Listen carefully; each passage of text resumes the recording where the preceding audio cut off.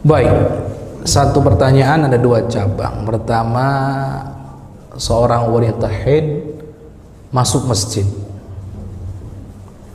Kita belajar bahwa hadas itu dibagi dua. Ada hadas kecil, ada hadas besar. Hadas kecil itu yang terjadi karena sebab-sebab yang membatalkan wudhu. Jadi kalau bahasanya batal wudhunya gitu. Itu terjadi hadas. Hadas besar ada dua macam. Ada haid dan ada junub. Ada dua. Nah, masing-masing ini ada konsekuensinya. Yang hadas kecil ada konsekuensinya, hadas besar haid ada konsekuensinya, junub ada konsekuensinya. Artinya ada hal-hal yang tidak boleh dilakukan. Ya tahu di sini sudah ada pembelajaran fikih begini atau belum? Kalau hadas kecil apa yang nggak boleh dilakukan?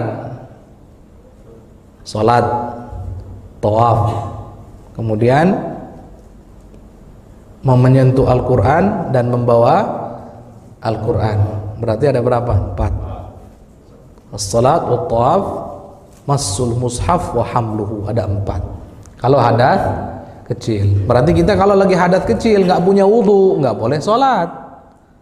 Kalau nggak punya wudu berarti nggak boleh tawaf. Kalau nggak punya wudu nggak boleh nyentuh mushaf. Kalau nggak punya wudu berarti nggak boleh membawa mushaf seperti ini. Nah ini hadas kecil. Sekarang pertanyaannya, haid ini kan hadas besar. Haid dengan junub beda nanti.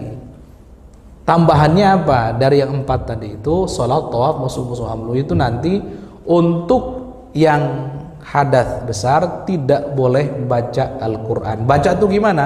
Baca yang namanya membaca atau qiraah itu yang ditalafutkan, dilafalkan, yang keluar suara yang bisa kita dengar.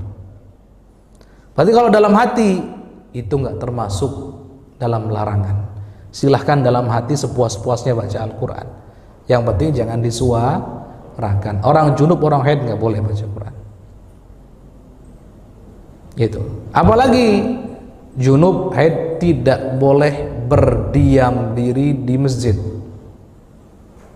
Kalau masuk gimana? Kalau masuk saja kemudian keluar lewat begitu nggak masalah.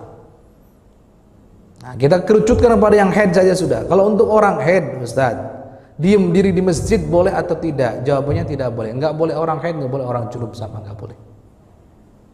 Berdiam diri itu yang duduk, berdiam diri. Kalau hanya sekedar lewat diperbolehkan selama darahnya kemungkinan tidak mengotori. Kalau sekira-kiranya nanti aduh darahnya bisa mengotori, nggak boleh juga lewat.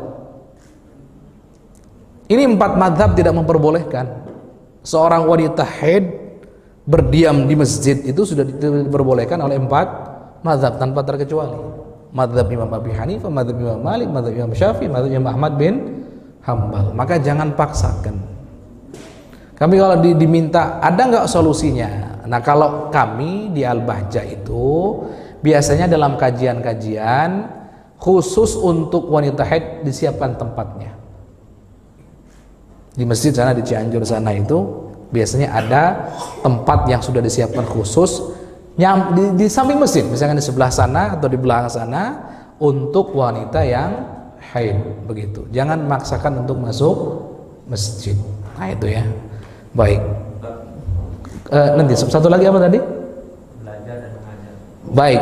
Kemudian tadi kan sudah disampaikan haid dan junub tidak boleh membaca Al-Quran. Maksudnya mengeluarkan suaranya itu.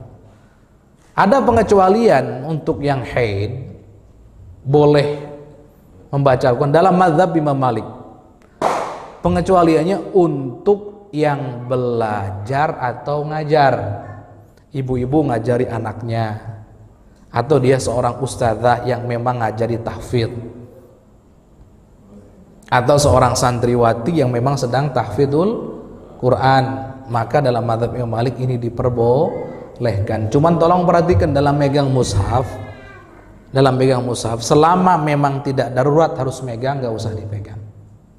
beda lagi urusannya. Tapi kalau megang kan normalnya ada dua, ada mushaf, ada Quran, ada terjemahannya. Pegang dari sisi yang ada terjemahannya saja.